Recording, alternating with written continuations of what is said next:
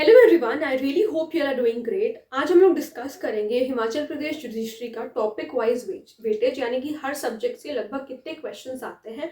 और ये जो एनालिसिस है ये प्रीवियस ईयर क्वेश्चंस से किया गया है, जैसे प्रीवियस ईयर पेपर्स आए हैं उस हिसाब से मैंने ये एनालिसिस किया। तो सबसे पहले पेपर होता है सिविल लॉ 1 का, तो उसमें सीपीसी में आपके कम से कम 12 से 15 क्वेश्चंस आते हैं।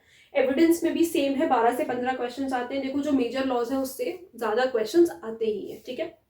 एसआरए में 5 से 7 क्वेश्चंस आते हैं। एचपी स्टैम्प्स एक्ट से, यानी कि जो इनका लोकल लॉ है, उसमें 4 से 5 क्वेश्चंस पूछे जाते हैं। कोर्ट्स एक्ट से 3 से 4 क्वेश्चंस पूछे जाते हैं। 30 सेक्शंस का एक्ट है, तो इसमें 3 से 4 क्वेश्चंस बनते हैं। सिविल लॉ 2 में आपको हिंदू लॉ में 10 से 12 क्वेश्चंस पूछे जाते हैं। कॉन्ट्रैक्ट में भी 10 से 12 क्वेश्चंस पूछे जाते हैं लगभग।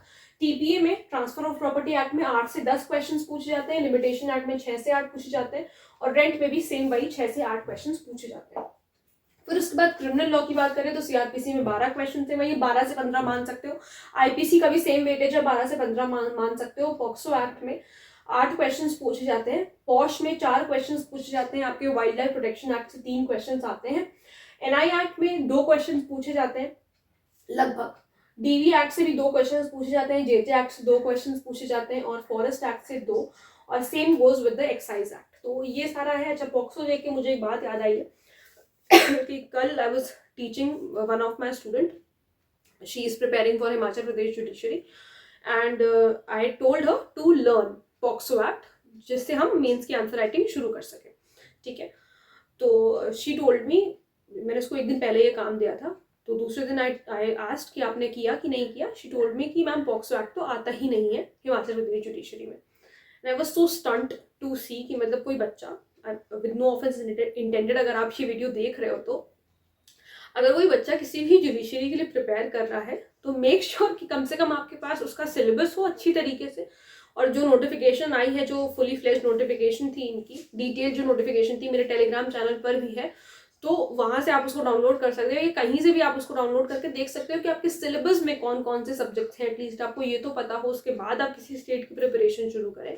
तो भाई पॉक्सो एक्ट आता है इसमें, जो मतलब आरजीएस का बच्चा है वो आराम से इस पेपर को दे सकता है, आराम से इस पेपर में बैठ सकता है।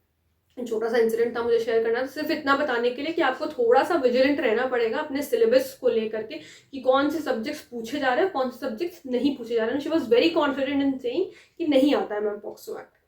सो आई वाज लिटरली स्टंट कि क्या बोल रहे हो, ठीक है। फिर मैंने उसको हाथ के हाथ वो नोटिफिकेशन भेजा था। तो ये है, इस तरीके से आपका टॉपिक वाइज वेटेज है। तो उम्मीद है कि आप लोगों की प्रिपरेशन अच्छी तरीके से चल रही होगी, और इसी को मद्देनजर रखते हुए आपको अच्छे से अपना हर एक एक्ट प्रिपेयर करना है। जिससे कम क्वेश्चंस आते हैं उसके आप प्रीवियस ईयर पेपर्स देख सकते हैं, एनालाइज कर सकते हैं, और मतलब उसे याद करना तो ऑब्वियसली आपको पड़ेगा। देखो, लोकल लॉज और माइनर लॉज ऐसी चीज़ है कि आपको याद तो करनी ही पड़ेंगी। और जो बच्चा 400-500 सेक्शंस अगर याद कर रहा है तो फिर 30-35 सेक्शंस कोई बहुत ज़्यादा मायने नहीं रखते, आराम से याद हो जाता है if you are a judiciary aspirant हो तो, ठीक है।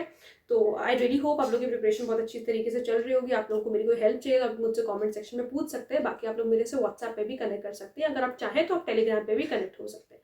Thank you so much.